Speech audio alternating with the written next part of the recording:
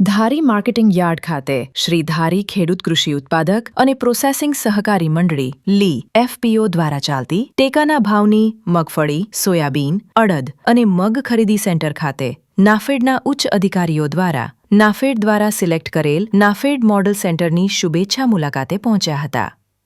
જેમાં ઉચ્ચ અધિકારીઓએ ખેડૂતો સાથે ચર્ચાઓ કરી હતી અને ટેકાના ભાવે ખરીદી પ્રક્રિયામાં કોઈ મુશ્કેલીઓ પડે છે કે નહીં તે અંગે પૂછપરછ કરી હતી તથા સેન્ટર દ્વારા ખેડૂતોને આપવામાં આવતી સુવિધાઓની સમીક્ષા કરવામાં આવી હતી। આ તપાસ દરમિયાન ખેડૂતોના સંતોષકારક પ્રતિભાવથી પ્રભાવિત થઈ ઉચ્ચ અધિકારીઓએ સેન્ટરને બિરદાવ્યું હતું। કોઈપણ પ્રકારના વેતન વગર સેવા આપી રહેલા ખેડૂત મિત્ર ટીમને શુભેચ્છા પાઠવી હતી। શંકર શ્રીવાસ્તવ જીએમ નાફેડ એ ખાસ કરીને જણાવ્યું કે દેશ લેવલે પહેલીવાર એવું મોડલ સેન્ટર જોયું જેમાં ખેડૂતો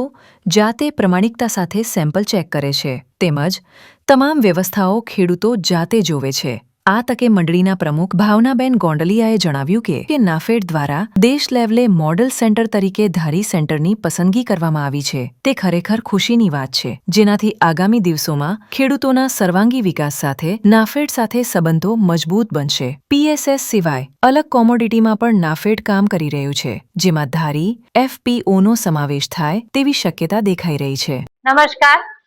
આજે ધારી સેન્ટર ખાતે મગફળી અને સોયાબીનની ટેકાના ભાવે જે ખરીદી ચાલી રહી છે ત્યાં દિલ્હીથી નાફેડના અધિકારીઓએ શુભેચ્છા મુલાકાત લીધી હતી અને તેઓએ જણાવ્યું હતું કે સમગ્ર દેશની અંદર અમરેલી જિલ્લાનું ગૌરવ કહી શકાય, આમ તો અમરેલી જિલ્લા જ નહીં પણ ગુજરાતનું ગૌરવ કહી શકાય કે સમગ્ર દેશની અંદર મોડલ સેન્ટર તરીકે ધારી સેન્ટરને પસંદ કરવામાં આવ્યું છે અને તેમના અધિકારીઓ પણ ખૂબ ખુશ થઈને અહીંની જે ખેડૂતોની જે પ્રતિક્રિયાઓ હતી અને ખેડૂતો જે રીતે અહીંયા કામ કરી રહ્યા છે એમને જોઈને તેમને ખૂબ આનંદની લાગણી અનુભવી છે અને આટલા શાંતિપૂર્ણ રીતે જે સેન્ટર ચાલી રહ્યું છે તેમના વખાણ કર્યા છે અને હાલમાં એવું કહી શકાય કે જે ખેડૂતો અહીંયા સેવા કરવા માટે આવી રહ્યા છે, રોજના 15 થી 20 ખેડૂતો છે સ્વયંભૂ પોતાનું શ્રમદાન આપી રહ્યા છે, એ જોઈને એ અધિકારીઓ છે મોંમાં આંગળા નાખી ગયા છે અને ધારી સેન્ટર જેવું સેન્ટર સમગ્ર દેશમાં એમણે ક્યાંય નથી જોયું એવી વાત કરી અને અમને એપ્રિશિએટ કરી ગયા છે અને અભિનંદન આપીને ગયા છે, જે અમારા માટે ખૂબ જ ગૌરવ અને આનંદની લાગણી